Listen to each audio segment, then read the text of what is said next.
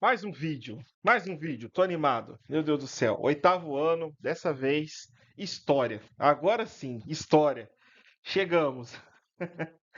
Aula um, iluminismo, mas eu vou falar de todas as aulas. Nessa aula 1 vou demorar um pouco mais, mas lembrando, isso é um resumo do primeiro bimestre de história do oitavo ano do material da Seduc voltado para a prova paulista. Então, basicamente, eu vou, durante uns 50 minutos, aí, no máximo uma hora, eu vou falar de todas as 21 aulas desse bimestre de maneira resumida. Vou demorar um pouquinho mais na aula um porque ela é a base de tudo. Você entendendo a aula um você entende todas as outras aulas do bimestre, mas, porém, contudo, entretanto, todavia, eu vou de maneira sucinta falar de todos os assuntos.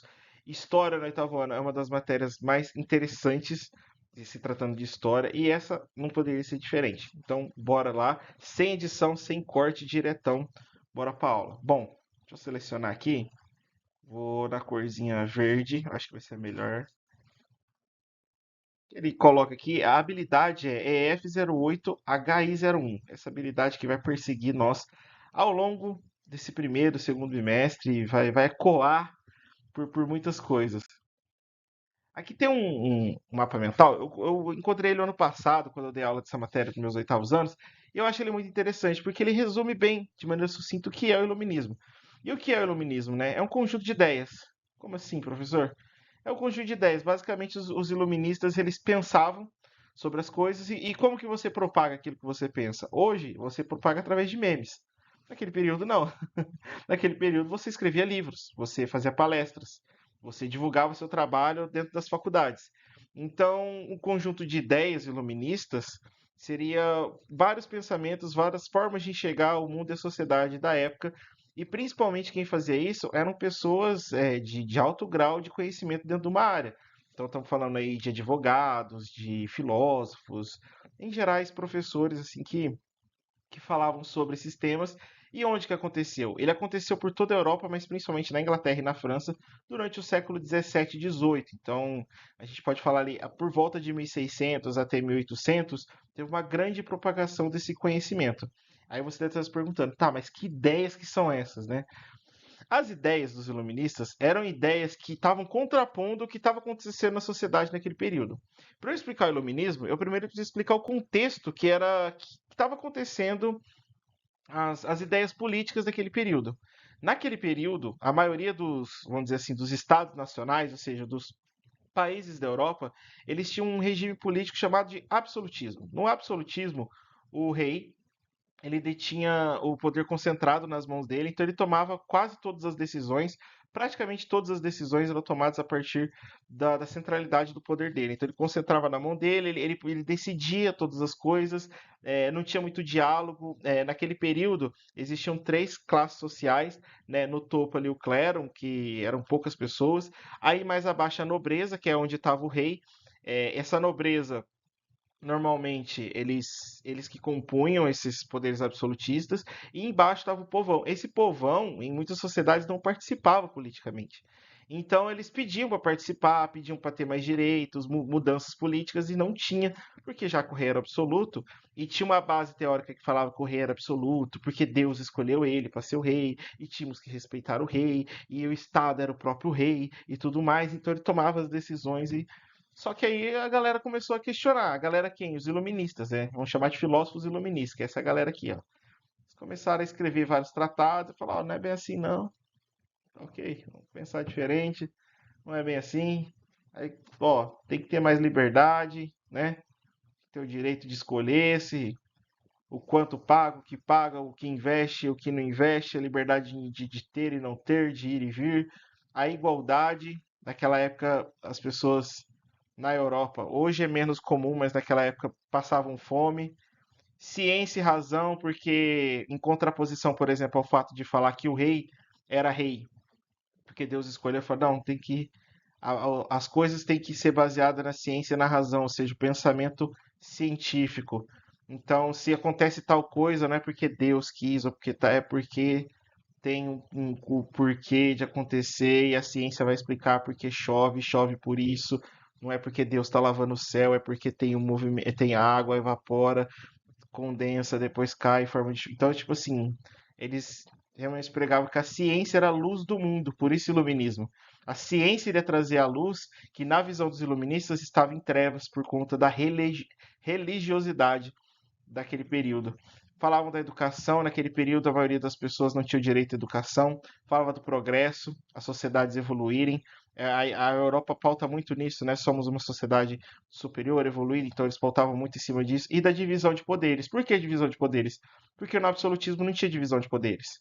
O rei concentrava o poder na mão dele, isso era muito ruim, então eles pediam que fosse dividido, que existisse alguém que criasse as leis, alguém que julgasse as leis e alguém que executasse as leis, e não ficar tudo na mão de uma pessoa só.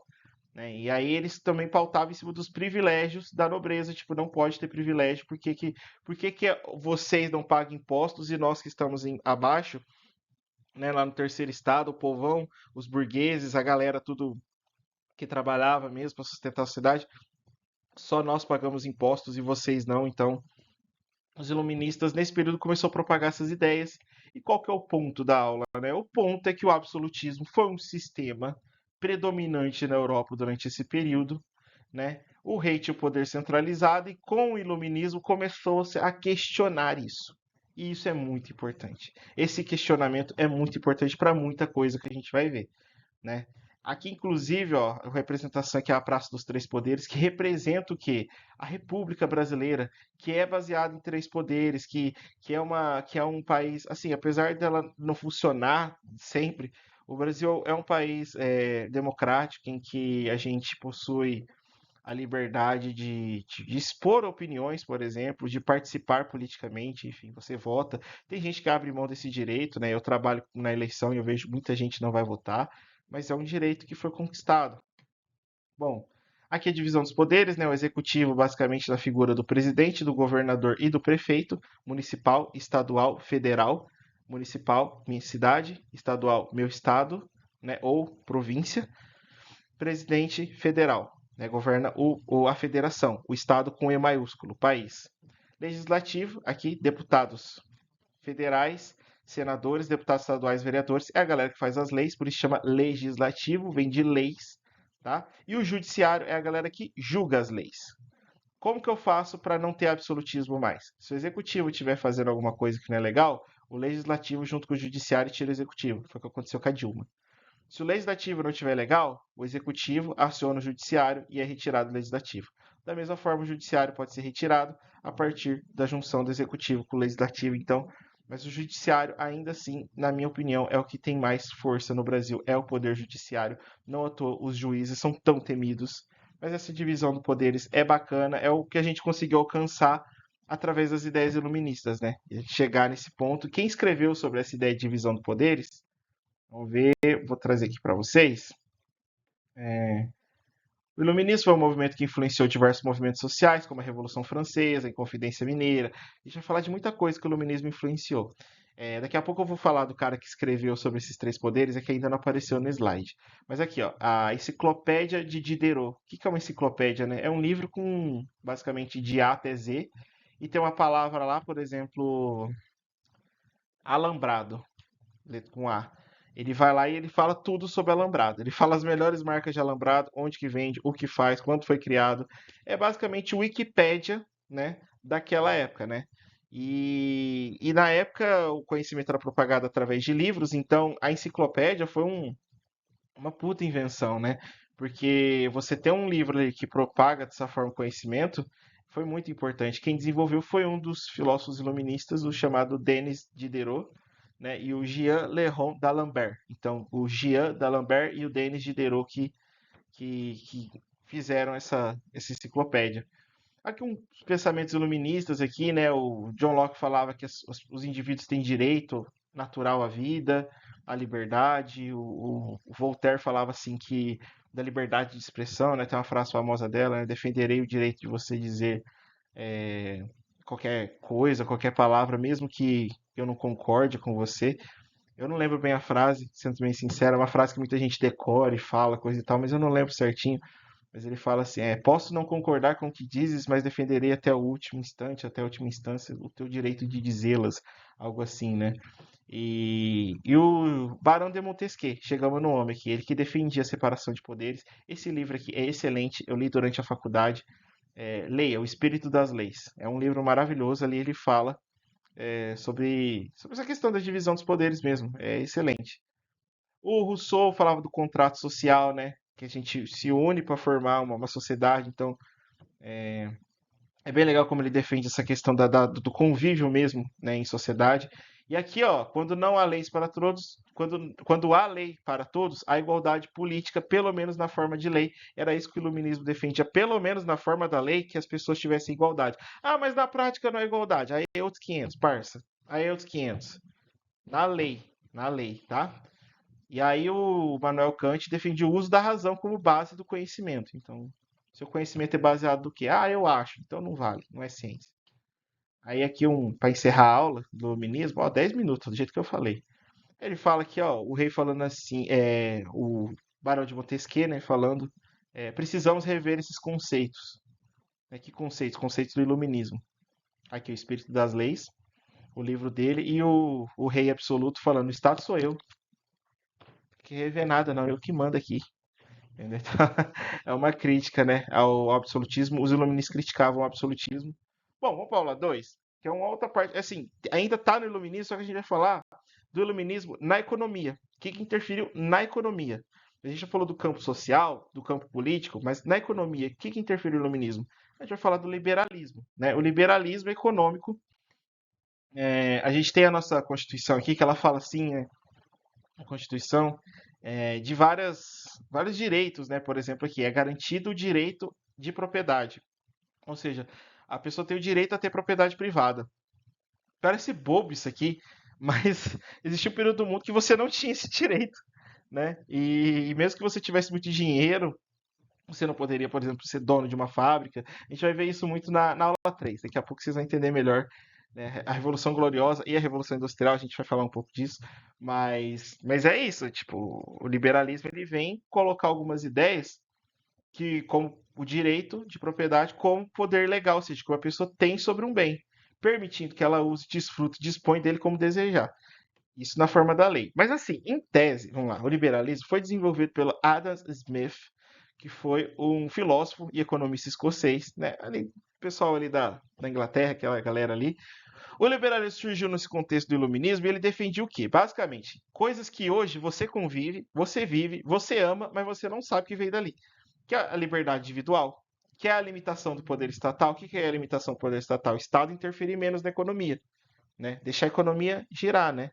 Então, competição ali, você abre tua empresa, eu abro a minha, vai competindo. Não, não tinha essa que nem tinha antes, que os preços das coisas eram definidos pelo governo, pelo próprio rei. O próprio rei definiu o preço das coisas. Não.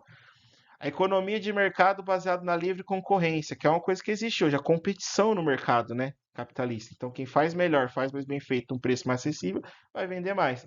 Direito à propriedade. Direito de você. Ah, eu tenho 5 carros. Eu não tenho nenhum, mas você tem o direito de ter 5 carros. Se você tem, você consegue, você trabalhou para isso, você conquistou isso, beleza. É seu direito à propriedade. Você pode fazer o que quiser com eles, jogar teu carro num barranco, se você quiser, explodir e falar, nossa, que fogo da hora, entendeu? É tua propriedade. Enfim. Aí ele fala, eu não vou ficar parte a parte, porque senão vai demorar muito, mas eu preciso falar da mão invisível, que eu acho que é um dos conceitos mais difíceis de entender, que eu vou dar um exemplo cotidiano aqui, ó. Por exemplo, imagine que tem 3 alunos que vendem brigadeiros na escola. Se um cobra 5 e o outro cobra 2,50, qual que você compraria? O de 2,50. Aí fala, mas o de 5 pode ser melhor. Vamos supor que tem um no meio ali de 3,50 que é o melhor dos três. O de 3,50 é o que passa a vender mais. Naturalmente, o preço do de 5 vai ter que diminuir, porque o dele não é o melhor e ainda é o mais caro. O que vai acontecer com ele? Ou ele diminui o preço e melhora o produto, ou ele sai do mercado. Só vai ficar no mercado quem é competitivo. Essa chamada mão invisível do capitalismo, né? Para quem não entendeu ainda, o liberalismo deu base, tá, para esse sistema econômico que a gente vive hoje, que é o capitalismo. Ele deu base, né?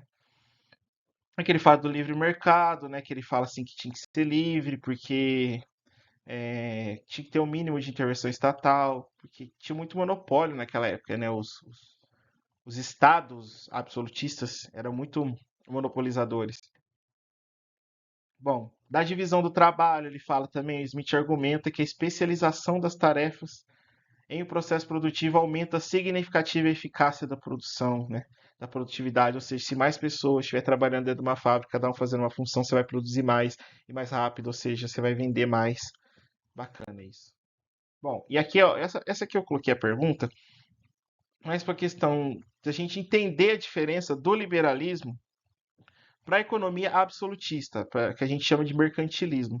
É, Primeiro, no liberalismo, a competição é importante para o progresso econômico das nações.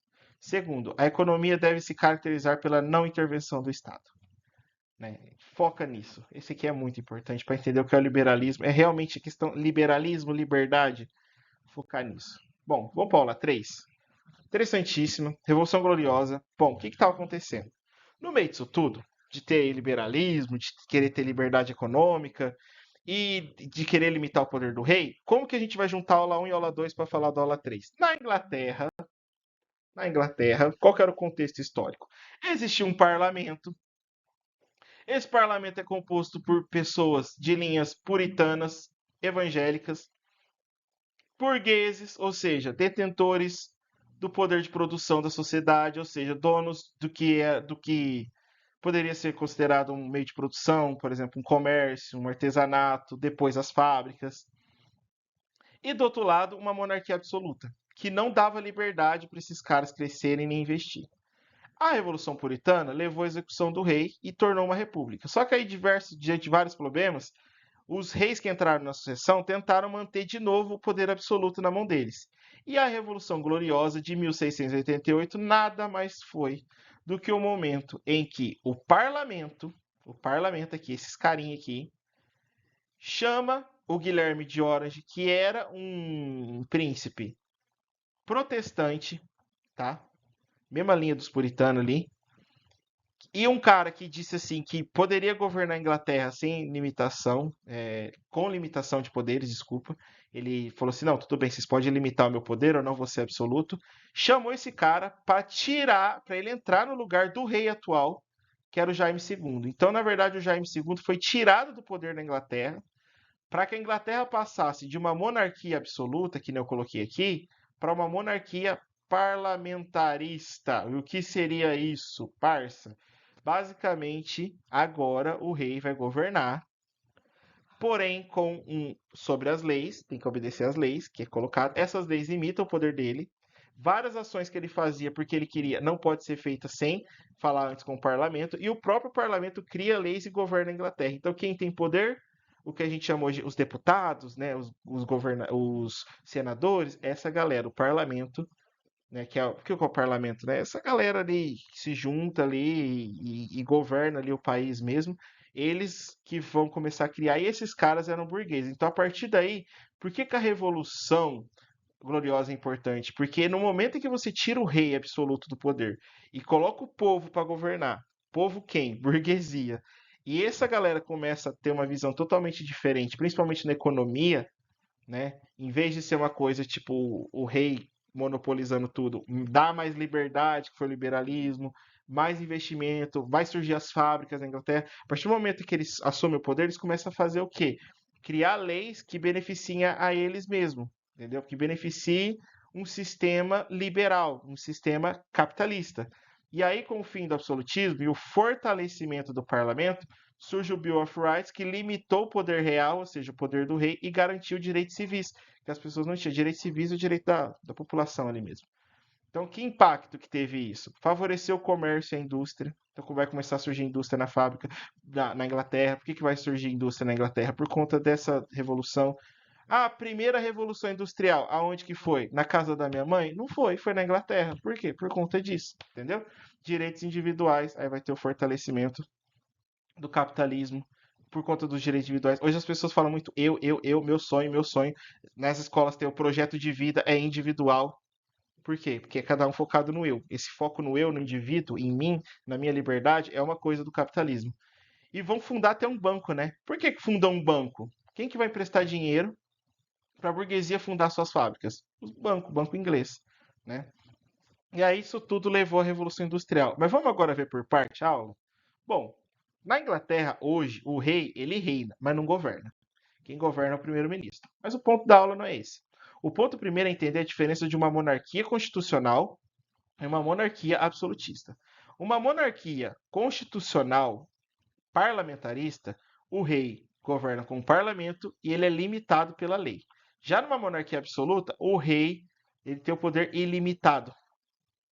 Então essa foi a diferença na Inglaterra. Eles tiraram o cara que não queria ser limitado e colocaram o Guilherme Laranja lá, o Guilherme de Orange, para. Ô, meninos, quer entrar aí? Você vai... Só que você tem que fazer o que a gente quer. Ele fala, não, de boa, suave. Coloque eu lá. Tamo tranquilo. É nóis. Aí ele entrou lá. Aí beleza. Aí a gente. Quando que aconteceu isso, né? Foi no final do século XVII, 1688, 1689. E aí sim, a gente tem aqui o que é um parlamento, né? Vou ler para vocês, ó. É um grupo de pessoas que fazem as leis e tomam decisões importantes para um país. Ele funciona como um time de líderes escolhidos pelo povo para ajudar a governar. Na época, o parlamento inglês era formado pela burguesia, principalmente, que é uma classe social,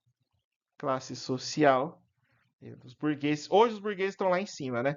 Formada por proprietários, ou seja, donos de alguma coisa, do que? Dos meios de produção, normalmente fábrica, né? Foi o desejo da classe burguesa de aumentar seu lucro, ou seja, lucrar mais. O rei não queria isso, mas eles tomaram o poder e se impulsionou o quê? O desenvolvimento industrial. Por isso que a partir da Inglaterra vai se tornar a maior potência mundial do mundo. E quando que a Inglaterra vai deixar de ser a maior potência do mundo? Quando a colônia deles, que tem as mesmas ideias que eles, vai se tornar a maior potência do mundo. Conhece os Estados Unidos? Então, essa, essa é a mentalidade dos ingleses e dos estadunidenses. Né? Essa ideia do liberalismo. Né? Você viu como é legal? A gente começou lá no iluminismo, a gente está vindo para cá agora. Bom, eu não vou falar do resto. Pelo amor de Deus, vai dar muito trabalho.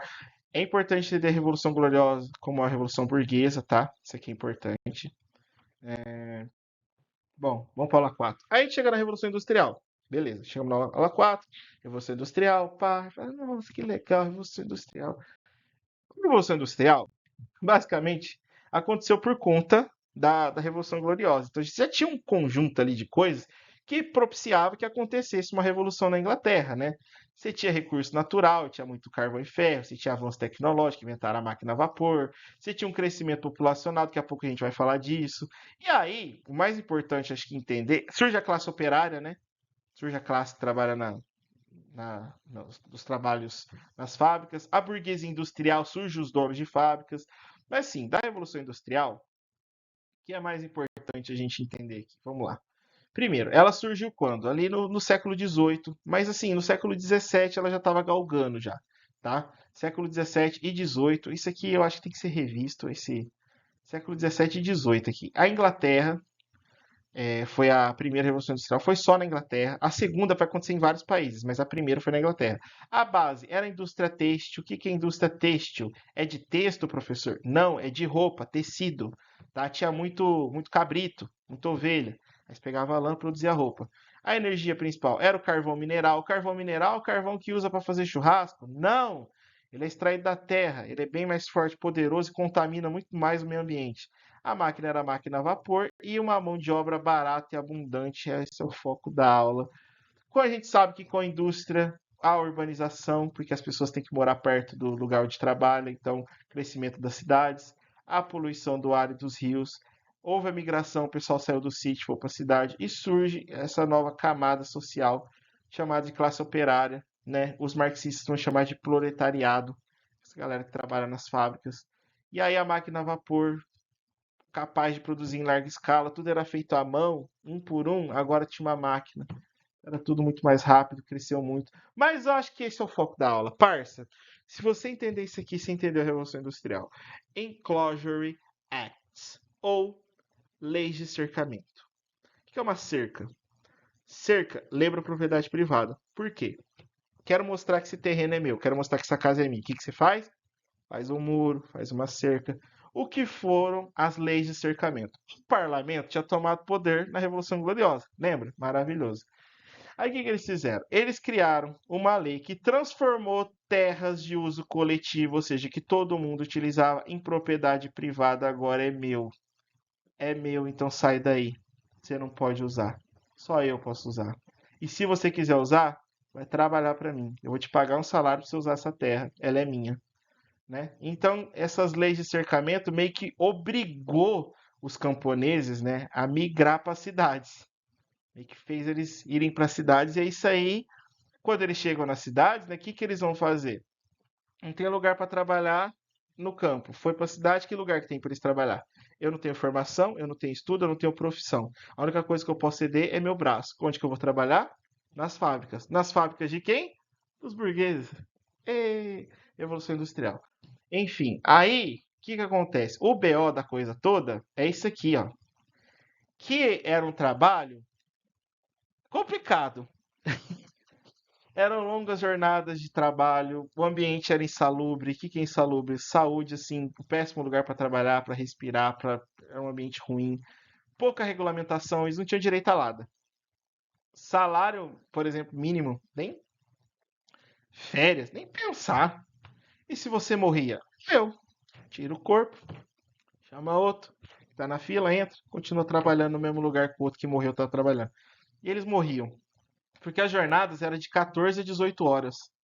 Então meio que o cara acordava ali 3 da manhã, entrava 5, 6 horas da manhã e saía tipo 7, 8, 9, 10, 11 horas da noite. Era absurdo, era absurdo. E aí vai surgir movimentos por conta de tudo isso, né? Como o ludismo, né? Por quê? Porque, porra, tô criticando, né, o negócio aí, que é complicado. Você tá vendo que tá difícil. Aí vai surgir movimentos como o ludismo, que é um movimento que consistia no quê? Na destruição de máquinas. Então, vou destruir máquinas para eu não precisar ter que trabalhar. Esse movimento foi muito forte. Assim, durante o século XIX, a gente vai ver diversos movimentos de resistência dos operários a esse trabalho escravo, praticamente, nas fábricas. Direitos que no Brasil, por exemplo, só vai chegar no século XX. Muito por influência dos europeus que vieram para o Brasil, principalmente os italianos. Mas assim, vai ser muito triste isso, né? A gente vê que sempre é essa exploração muito grande, né, do trabalhador nas fábricas. Bom, as crianças elas trabalhavam, trabalho infantil ainda existe, mas naquela época não tinha uma regulamentação. Hoje tem uma regulamentação. Até na matéria de geografia, né, do oitavo ano, vai ver que a ONU trabalha muito em cima dessas causas, né, de várias causas, mas principalmente por quê? Porque as crianças trabalhavam normal, né? As crianças elas podiam ser pagas com salários menores, né? Por isso que eles eram contratados. E eles sofriam mutilações, não ia para a escola, né? Hoje o trabalho infantil é combatido, mas naquela época não. As mulheres, por exemplo, elas trabalhavam tanto quanto os homens, ganhavam menos, né? Elas tinham uma jornada de trabalho dupla. Por quê? Porque basicamente ela trabalhava na fábrica, e como aquela visão machista que permeava e permeia ainda a sociedade dos dias de hoje, a mulher, mesmo que ela trabalhe, o marido trabalhe, quem chega em casa e limpa a casa e faz a janta, cuida dos filhos, é a esposa, não o marido. O marido tem que descansar. Então, jornada dupla, realmente.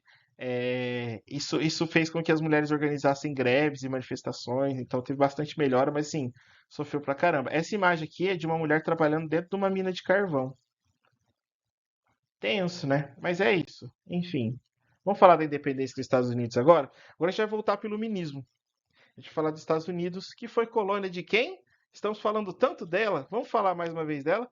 A Inglaterra. Vamos falar a colônia da Inglaterra. Então, bom, a habilidade aqui já começa a mudar, né, o ritmo, né? A gente vai para EF08, HI05, que é uma habilidade assim central desse primeiro bimestre, porque tudo relacionado à América, de maneira geral, tanto o Brasil quanto a América Portuguesa, né, Brasil, quanto a América Espanhola, quanto a América Anglo-Saxã, né, a América Inglesa, a América que é os Estados Unidos hoje, vai tudo girar em torno dessa habilidade, tá bom?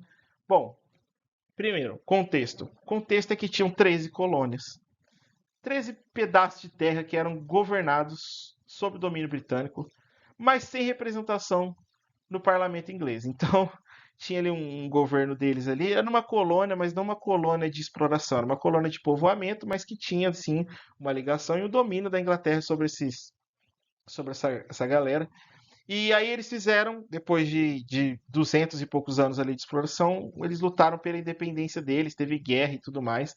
Mas assim, qual foi o principal motivo de ter acontecido essa, vamos dizer assim, esse conflito eu vou chamar aqui de colonos, tá? Quem mora nos Estados Unidos, nesse período, eu vou chamar de colonos, dos colonos contra os britânicos, contra os ingleses. Qual que era a treta? Era a questão dos impostos, que cada vez mais aumentavam.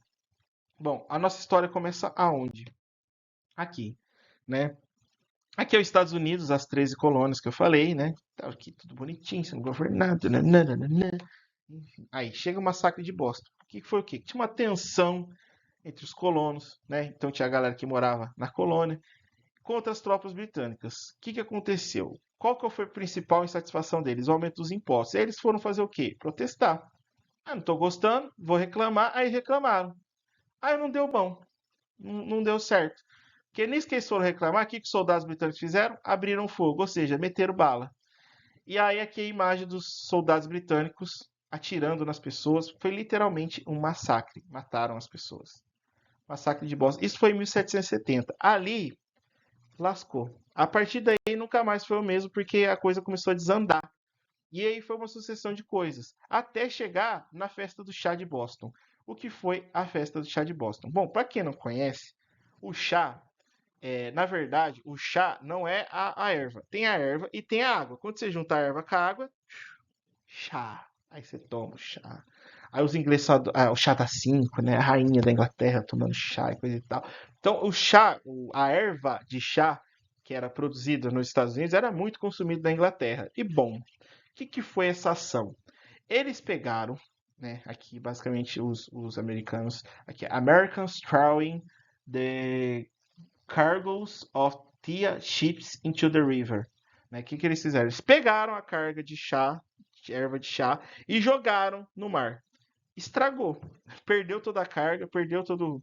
Né? Jogaram no mar. Isso foi uma forma de protesto dos colonos contra um imposto sobre os chá dos britânicos. O que eles fizeram? Se disfarçaram de nativos americanos. Eu vou jogar real aqui, indígenas.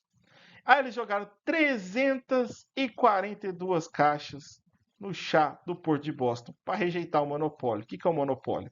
Esse controle exclusivo que a Inglaterra tinha sobre o imposto do chá. E aí, como resposta, isso aqui que é legal, cara. Isso que é uma história. Porque, assim, eu faço uma coisa dessa, pô, tô revoltado. Nossa, muito legal. Mostrei que eu posso, que eu tenho, que eu vou conquistar os meus direitos. A Inglaterra foi lá e fez as leis intoleráveis, que foi uma sucessão de leis para ferrar muito os Estados Unidos, mas muito mesmo assim. Assim, eu poderia falar de uma por uma aqui, mas vai levar muito tempo. Depois vocês lêem com calma na tabela que tem aqui. É, basicamente eles fizeram. Isso deixou os colonos estadunidenses muito bravos, velho. E aí eles começaram a fazer o quê? Se reuniram e fizeram o primeiro Congresso Continental, que ali eles provaram uma declaração de direitos que defendia a autonomia colonial. Então, tipo, você não pode chegar aqui e fazer o que quer, porque quer, e que não sei o quê. Isso aqui vai abrir brecha já para uma rispidez ali, para uma conversa mais dura. Isso foi em 1774. Em 1775 surge a Primeira Guerra, a primeira batalha, né? A guerra vai começar. A primeira batalha. E aí começa. Até chegar no segundo Congresso Continental, já estava rolando umas batalhas. E aí, no dia 4 de julho de 1776, aniversário da independência dos Estados Unidos e da minha cidade, onde eu moro, o Congresso ele proclama a independência dos Estados Unidos. Não foi aceito, obviamente que não foi aceito. Depois leia essa tabela, tá muito bom. Essa tabela é muito boa, usem ela, vale a pena. Então, assim, não foi aceito, mas eles se declararam independentes em 1776, até oficialmente, por exemplo, é, eles declaram 76 como a data de independência dos Estados Unidos. Então, tem aquele time de basquete, o Philadelphia 76ers, né? Philadelphia 76, é homenagem a 1776, porque o Congresso foi onde? Na Filadélfia, olha só. Então, né, foi lá que aconteceu a coisa mesmo. Aqui umas batalhas aqui, ó. A batalha, tem a declaração de independência aqui, aí depois tem outra batalha, aí eles falam com a França treta com a Inglaterra desde sempre, aqueles irmãos que se odeiam. Ou não, bora, você contra a Inglaterra, eu tô dentro. Aí a França entrou, ajudou os Estados Unidos e foi. Enfim, aí tem uns caras aqui que foi importante pra caramba, tipo o George Washington, que organizou, comandou vários exércitos, foi o primeiro presidente americano, enfim. O ponto é que na declaração, aqui que chega. O que influenciou a independência dos Estados Unidos e a declaração que eles fizeram depois de independência, até a primeira Constituição americana, tudo isso foi baseado em ideais de independência e liberdade, exaltando principalmente o quê? A liberdade política, a igualdade, o direito à propriedade, que são ideais que a gente viu onde? No Iluminismo.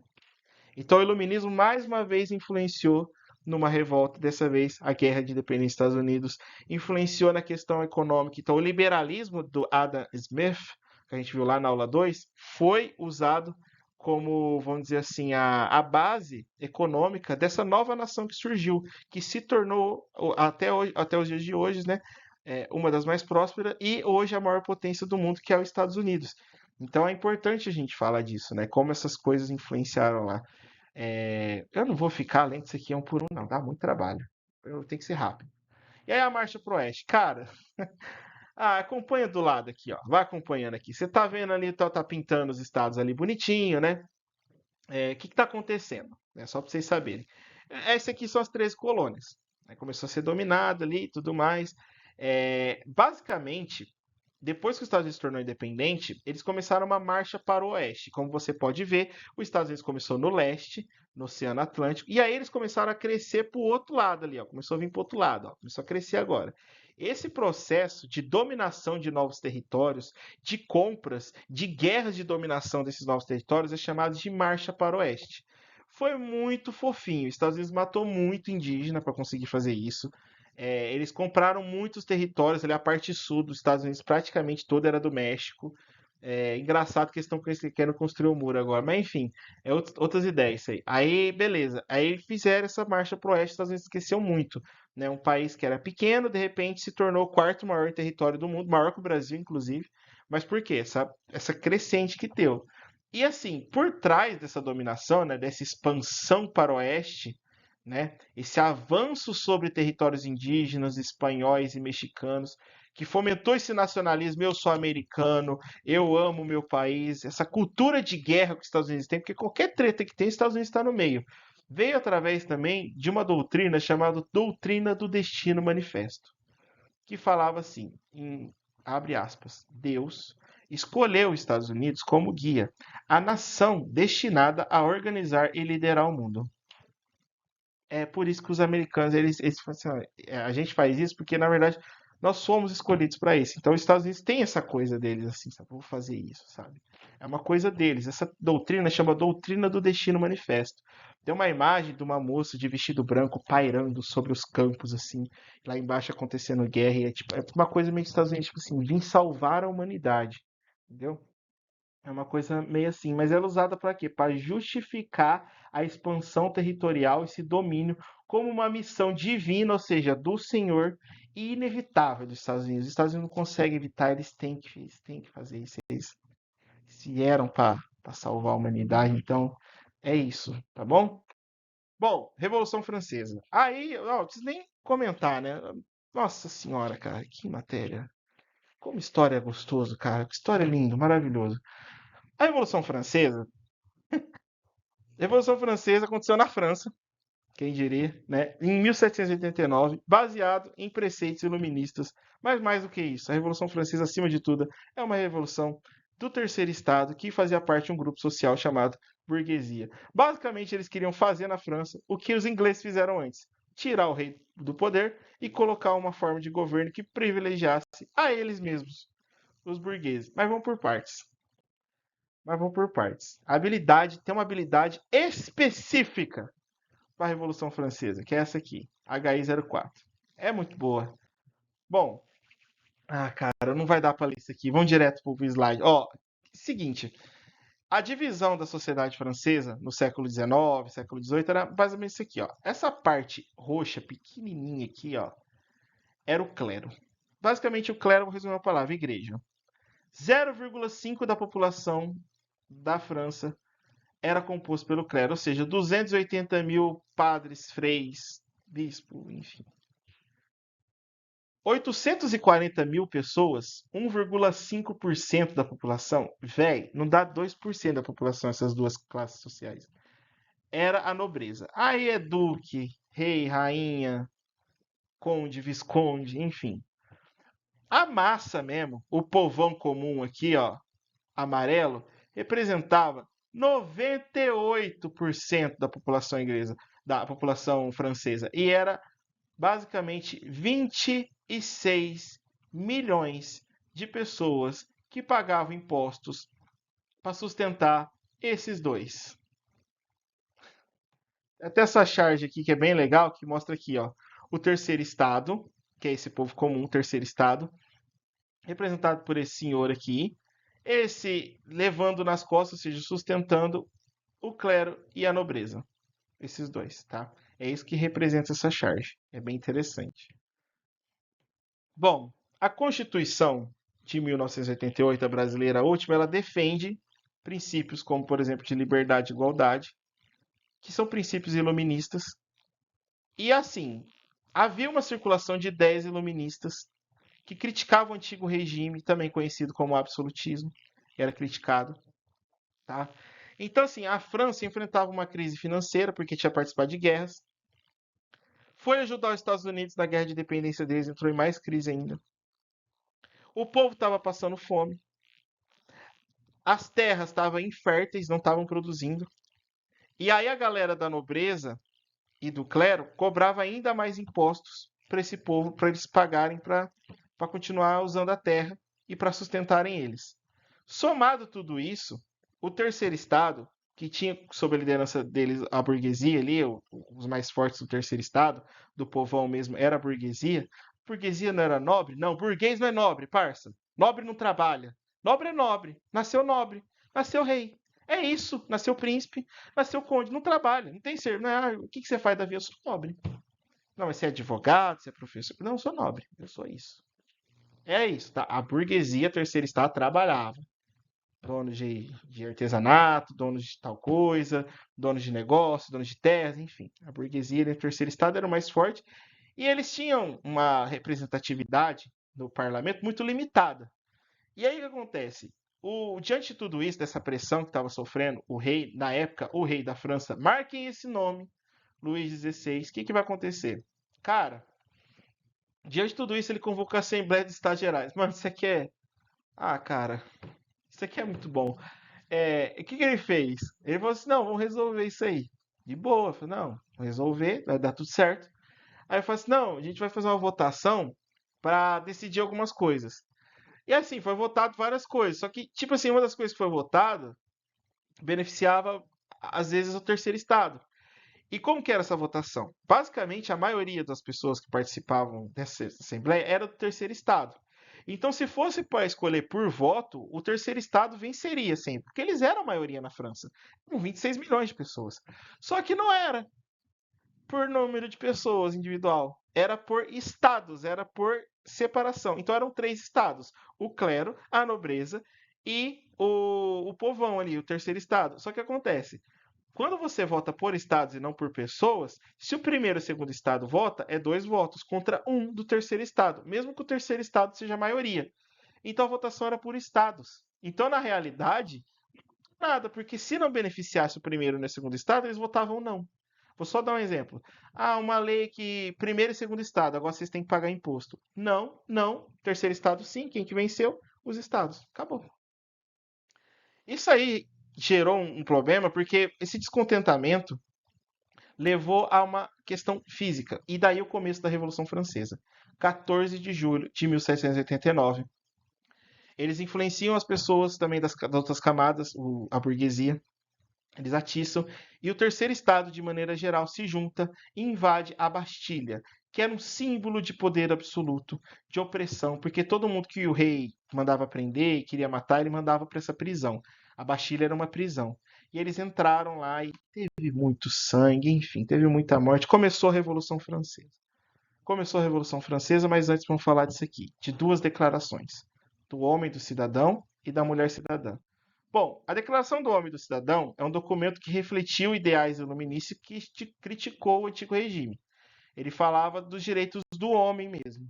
E não tem problema nenhum esse documento aqui. Na realidade, tem um defeito só. Ele fala de propriedade, ele fala de resistência à opressão, de segurança, de liberdade, de igualdade. Só que ele é para o homem. Esse é o problema dele. E aí, diante de tudo isso, a Olympe de Gouges, ela faz o direito das mulheres, da mulher e da cidadã, que foi uma resposta à exclusão das mulheres do direito do homem e do cidadão. É interessante isso, né? A Olympe foi executada durante a Revolução Francesa, no período conhecido como Terror, que eu vou falar daqui a pouco. Mas foi importante ela ter feito isso, né? Defendido as mulheres. Ela defende várias coisas, direito político, liberdade de expressão, mulher não podia se expressar, educação, mulher não podia estudar, proteção contra a opressão, maternidade, né? Que é uma coisa que até hoje tem gente que acha que maternidade é doença, tipo, não tem, muitas mulheres ainda enfrentam isso. A igualdade natural, né? As mulheres, durante muito tempo, até hoje, tem lugares que ainda pagam um salário menor para as mulheres, só por ser mulheres. Enfim. Vamos para as fases da Revolução Francesa para encerrar, porque já tem 45 minutos de aula. Passou rápido, né? Mas já tem 45 minutos de aula. Vamos falar das fases da Revolução Francesa agora para encerrar. Bom, a primeira fase foi a Assembleia Nacional. O rei meio que aceitou a Revolução. O rei disse que aceitou a revolução. Foi engraçadíssimo isso. Aí ele falou: pô, aceita a revolução, vamos limitar o meu poder. Só que aí, com a Constituição de 1791, veio a divisão de poderes, né? E isso deixou o rei descontente. Aí o que ele faz? Ele foge. Ele foge. Então, quer dizer, eu tenho um rei que diz que vai acatar a revolução, que vai limitar o poder dele, que vai dar mais participação para o povo, já que o rei era absoluto. O que o rei faz? Ele foge. Ele foge e é preso. E 2 anos depois ele é morto. Mataram o rei da França. Revolução Francesa. Surge um novo período. Depois disso daí, a Convenção. Convenção Nacional, também conhecido como Terror. Por quê? Porque. Vou explicar daqui a pouco por quê. Mas assim, teve ações muito boas. Quem tomou o poder nesse período foi uma ala considerada de esquerda. Depois eu explico mais calma isso. Mas é uma galera que basicamente fizeram várias leis que beneficiou a camada mais carente mesmo da França. Eles fizeram uma nova constituição, teve a consolidação de partidos políticos, teve a abolição da escravidão, fundaram uma república, defendeu a regulação de salários. O rei lá que tinha sido acusado foi morto. Só que os jacobinos, que foram os líderes desse período, quem governou durante o terror, os jacobinos, eles eram liderados pelo Maximilien Robespierre. E aí nesse período vai surgir um período de bastante disputa entre essas camadas, esses grupos políticos. Os jacobinos foram considerados mais radicais. Eles defendiam uma república igualitária. Já os girondinos, eles eram moderados. Era um grupo principalmente composto por burgueses ricos, né, profissionais liberais. Então a galera mais da verba, né, classe mais alta. O Napoleão, por exemplo, era dessa camada aqui, dos girondinos, tá? A planície era ali no centrão. Ela dividia entre apoiar, tipo o PMDB no Brasil. Ele vai com quem tá lá, ele defende quem tá lá. Bom, aqui o reinado do terror. Bom, nesse período, né, reinado do terror, a convenção, houveram avanços sociais, porém milhares de mortes. O Robespierre tinha, tinha uma prática da guilhotina de matar muitas pessoas, então isso chegou a gerar emprego na época, porque tipo, eram muitas mortes, era uma média de 180 execuções por dia. Cerca de 40 mil pessoas foram consideradas traidoras e condenadas à morte nesse período, só para você ter uma ideia. E aí, para tirar, já que tava tendo muitas mortes, foi muito criticada a convenção, tiraram quem que toma o poder? Os girondinos no chamado diretório. Só que quando os girondinos assumem, e eles assumem para governar até o final, a Revolução Francesa vai de 1789 a 1799. Ela dura 10 anos. E aí eles entram, o que eles fazem? Primeira coisa que eles fazem, anulação de medidas inclusivas, limitando a participação de grupos menos favorecidos. Ou seja, tira o direito das pessoas. Então o que acontece? Quando essa galera girondina, de uma camada mais acima, mais rica, entra, eles tiram todos os benefícios que os jacobinos tinham conseguido para a população. Pouco tempo depois, a França volta a ter dificuldade econômica, o povo volta a passar fome, tem muitos protestos. Basicamente, esses 5 anos do diretório, por que o Napoleão ficou tão famoso? Porque ele era um líder general que tentava combater todas essas revoltas que tinham lá na França, né? E aí, o que acontece? Depois de 5 anos, simplesmente a Revolução termina, né? E o que a gente fica da Revolução Francesa, basicamente, é o seguinte. ela acabou entrando em contradição. Ela foi feita para pedir liberdade, igualdade e fraternidade e traiu-se, porque na realidade não trouxe nada disso. O povo continuou à margem. Alguns grupos foram beneficiados, algumas pessoas. Não teve mudança de fato na França. A França realmente vai se estabilizar como nação só no século XIX, por diversas outras questões que não vamos tratar agora. Mas enfim. Rebeliões na América Portuguesa. Vamos falar agora do Brasil. Brasilzão! Rebeliões na América Portuguesa. O que acontece? Mais uma vez. Qual que era o contexto internacional? Então, o Brasil era uma colônia de Portugal, né? Durante 322 anos fomos colônia de Portugal. E aí, o que estava acontecendo lá fora? Iluminismo, Revolução Francesa, Revolução dos Estados Unidos, né? Ou Guerra de Independência dos Estados Unidos. Ideias de liberdade, igualdade e fraternidade do iluminismo estavam chegando no território brasileiro. E essas revoluções ao redor do mundo estavam acontecendo. E aqui na América Portuguesa houveram três movimentos que pediram a independência, a busca por direitos, a busca por liberdade. A Conjuração Baiana vai pedir o fim da escravidão, enfim, tudo isso no território brasileiro. E o que a gente precisa entender? Esse meme maravilhoso que eu mesmo fiz aqui. Entender que as ideias iluministas influenciaram tanto na Inconfidência Mineira, quanto na Revolução Pernambucana, quanto na Conjuração Baiana. Então, esse gatinho, que é mãe desses gatinhos aqui, o iluminismo, é mãe, né? É mãe desses movimentos que foram influenciados pelo iluminismo. Mais uma vez, porque eu falei, iluminismo é a base de tudo dessa aula. Você não entendeu o iluminismo, parça? Você não vai entender nada. Rebeliões da América Portuguesa. Parte 1, Inconfidência Mineira. Vamos falar da Inconfidência Mineira? Eu vou usar só a tabela, senão não vai dar tempo. Motivos: foram as medidas de controle sobre exploração do ouro, os impostos cada vez maiores. As ações: eles tramaram uma conjuração contra a coroa portuguesa. Né? O que eles pretendiam? Uma fundação de uma república, né? Perdão pelas dívidas com a metrópole, que estavam devendo. A metrópole é Portugal. O Brasil estava. Minas Gerais, o povo de Minas Gerais estava devendo Portugal. Modernização da economia de Minas, interessante, que eles em nenhum momento falaram do fim da escravidão. Minas Gerais não falou disso. Todos os conjurados tiveram seus bens confiscados, mas só o Tiradentes foi enforcado e esquartejado. Por quê? A, a coroa portuguesa não queria entrar em atrito com a elite mineira, a elite que pegava o ouro lá. Pegaram o cara mais pobre ali da Revolução, que foi o Tiradentes, e mataram ele. Entendeu? É basicamente isso. Por isso que mataram o Tiradentes. O feriado dia 21 de abril foi um feriado em homenagem a Tiradentes, uma possibilidade, uma tentativa histórica, que acho que deu certo até, não sei, de transformar o Tiradentes num herói nacional. O Tiradentes é assim, na realidade, ele não é que nem Jesus, não. Ele foi pintado que nem Jesus porque o Brasil é muito cristão e eles tinham que fazer uma figura que tornasse o Tiradentes algo, uau, nosso herói, entendeu? E Jesus, por consequência de um país cristão, Jesus naturalmente se torna o herói dentro do coração das pessoas. Então ligaram o Tiradentes a Jesus, mas na verdade ele é assim. E aí o corpo dele todo esquartejado aqui, né? E Tiradentes morto, né? A Inconfidência Mineira aconteceu no ano de 1789, mas a morte foi em 1792 dele, tá? Então foram ali uns 3 anos ali desse episódio aí, aconteceu em Minas Gerais, que era o lugar que tinha mais ouro no Brasil na época. Aí dia 21 de abril, né, tornou-se feriado nacional. A partir de quando? De 1890. Depois de 1890, 21 de abril se torna um feriado nacional. A segunda é a Conjuração Baiana. Aconteceu na Bahia, né? Eles clamavam por independência. Ela foi em 1798, além de propor a abolição da escravidão. Por que a Conjuração Baiana tem esse montante de defender o fim da escravidão e as outras não? Primeiro, porque quem participou dessa revolução foram diversos grupos, inclusive mestiços, inclusive negros. Diferente das outras revoluções, que foi mais uma camada mais branca, né, que tinha outros interesses que não só o fim da escravidão. Então, a abolição da escravidão e o fim do preconceito era um ponto central da Conjuração Baiana. Eles foram descobertos, teve um traidor, né? Os líderes foram presos, mas olha só que legal. Apenas os negros foram sentenciados à morte.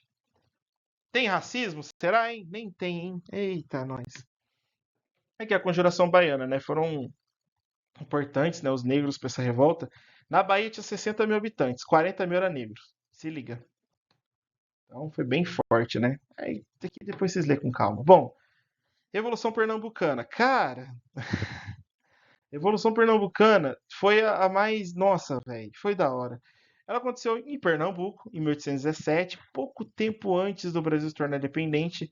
Tinha uma insatisfação com a alta carga tributária, ou seja, o imposto da coroa portuguesa, e teve uma queda nos produtos, né, no preço dos produtos do algodão e do açúcar, que era o principal de Pernambuco. Então, influenciado por ideais iluministas, eles tomaram, mano, eles tomaram o poder em 1817. Durante 75 dias, fundou-se uma república lá, juro por Deus, é real isso aí. Então eles foram durante 75 dias um país dentro do país. Pernambuco foi um país dentro do Brasil.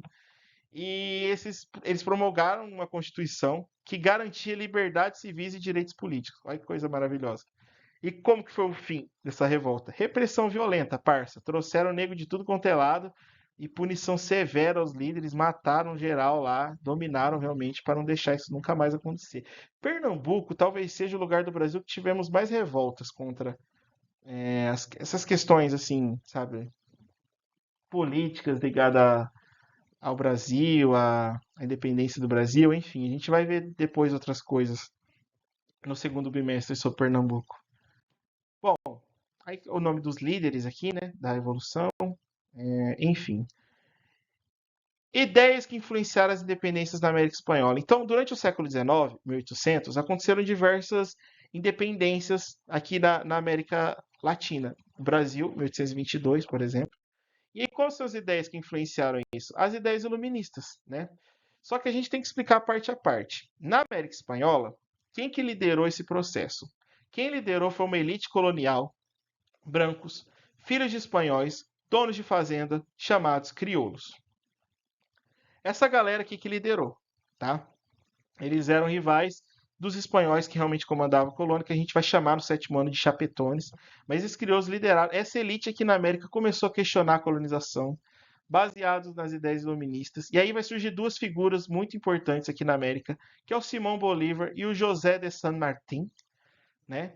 Que é dois caras assim, crioulos que vão, generais, né? Que vão lutar, literalmente, eles vão lutar guerra mesmo contra as forças espanholas para libertar a Espanha para libertar a colônia espanhola, né, do domínio da Espanha. As ideias iluministas, então, influenciaram muito neles. Mas o ponto da aula também é isso aqui, ó, que ele fala aqui, ó, a carta da Jamaica do Simão Bolívar, que ele fala sobre essa questão da busca pela independência. Ele fala: eu desejo, mais do que qualquer outro, ver formar-se na América a maior nação do mundo, menos por sua extensão e riquezas, do que pela sua liberdade e glória. Olha só.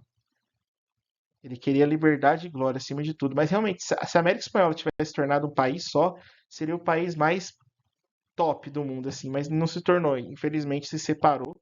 A gente fala disso depois. Então, os movimentos aqui, ó, já estamos na aula 17 já.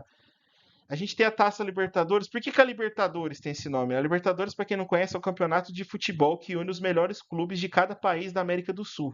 E por que ele tem esse nome? Porque ele é uma homenagem aos libertadores da América, esses revolucionários que lutaram contra o domínio espanhol aqui na América. Não só espanhol, mas também o português, já que o Brasil faz parte da Libertadores e é um campeonato, inclusive, que os brasileiros, os times brasileiros, amam disputar, amam disputar. Vários times brasileiros ganham a Libertadores, acho que faz 5 anos seguidos que é um time brasileiro que está ganhando a Libertadores, né? E essa elite crioula, ela nascida aqui na América Espanhola, ela tem um papel fundamental nisso, né? Foram eles que lideraram essas lutas. A gente vai ver depois a Revolução Haitiana, foi o contrário disso, mas enfim, aqui é uma elite crioula. É importante destacar que o Simão Bolívar eu não vou ficar lendo muito aqui, não, senão não vai dar tempo, mas o Simão Bolívar, o José de San Martín, eles faziam parte de grupos de crioulos, mas eles contavam principalmente com a ajuda dos caudilhos, né?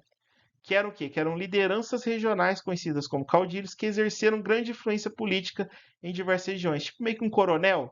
Ele era um grande dono de fazenda, influenciava muitas pessoas, tinha uma relação muito próxima das pessoas, cidades pequenas ali, e se influenciou muito. Eles tinham grandes lideranças locais. Esses caudilhos, eles são muito importantes para a gente entender como que as relações menores ali dentro de um campo menor influenciaram tanto na independência quanto na divisão dos territórios. Porque qual que foi a treta ali na Espanha? Por que que eles não se juntaram, a América Espanhola, e se tornou um país só, que nem o Brasil, por exemplo?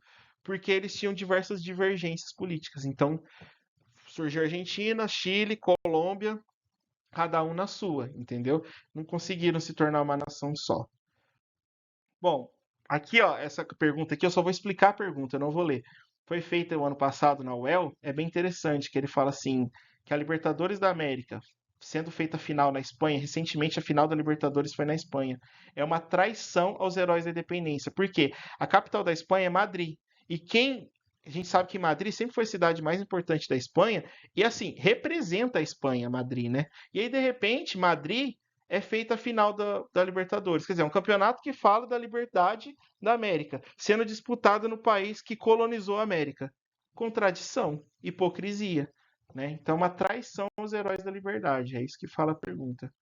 Vamos falar da Revolução do Haiti? Deu uma hora já de vídeo, peço desculpas, mas eu vou encerrar agora rapidinho. Bom, a Revolução do Haiti é o seguinte: ela é conhecida como Revolução Haitiana ou São Domingos. São Domingos era o outro nome do Haiti. Tá? Era o outro nome do Haiti, ele também chamava São Domingos, colônia. O Haiti, habilidade só para o Haiti, ó, EF08HI10, foi uma colônia da França. Primeiro ponto, tá? O Haiti era uma colônia da França. A mão de obra era de escravizados negros, trabalhavam nas fazendas dos chamados plantations. Bom, a combinação da luta contra a exploração dos escravizados negros nas plantations de São Domingos, do Haiti, a busca por direitos políticos, né, que eles eram escravos, e a influência das ideias iluministas de liberdade criaram um cenário propício à revolução. Qual que era a ideia? Essa revolução do Haiti foi no mesmo período da Revolução Francesa. Por quê? Lá na Revolução Francesa, o que estava acontecendo? Eles estavam buscando liberdade, igualdade, nananã, nananã. Aí os escravizados aqui na América, do Haiti, falavam assim, ó, ô França, vocês estão lutando por liberdade, por igualdade, por direitos iguais lá na França, e aqui a gente é escravo? Qual que é a hipocrisia de vocês? Então, teve uma grande motivação à insatisfação popular, né, que era composta a maioria, né, esse povo, por africanos escravizados, então influenciados pela Revolução Francesa, pelos ideais iluministas, começaram a Revolução.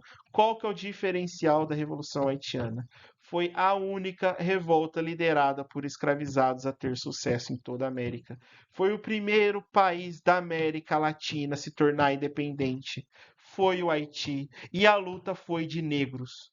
Não foi de uma elite branca, não foi de crioulo, foi preto lutando pela independência dele lá no Haiti. Foi muito da hora. As figuras principais, Jean-Jacques Dessalines e Toussaint Louverture. Lembrem-se desses nomes. Aqui está o menino aqui, o nosso querido Dessalines. Né? Em 1720 existiam 47 mil escravizados. Em 1730, 80 mil. Em 1789, 500 mil. 90% da população do Haiti era negra. Então, os escravizados lutaram pela sua independência. Foi muito interessante. Foi a primeira colônia latino-americana a conquistar a independência. Isso assustou as elites brasileiras que temiam revoltas dos escravizados. Esse medo dos escravizados, os negros se revoltarem aqui no Brasil e fazer a independência do Brasil, os negros, né, foi chamado de haitianismo. Marca isso, pelo amor de Deus. Né? Então, essa questão é muito forte, né? A revolução, ela foi importante para mostrar que os negros podiam liderar uma revolta, podiam se libertar, porque a ideia que eles tinham, as ideias racistas, é de que, pô, é negro, né? Eles não vão conseguir se organizar, eles não têm inteligência, eles não têm capacidade para isso. Era a ideia deles, tá? O Napoleão Negro, né? O Toussaint Louverture, que foi o líder da primeira independência da América Latina. Que sensacional, cara. E aqui, ó, chamados jacobinos negros. Jacobinos era aquele grupo político da Revolução Francesa que defendia a camada mais carente, né? Camada mais humilde.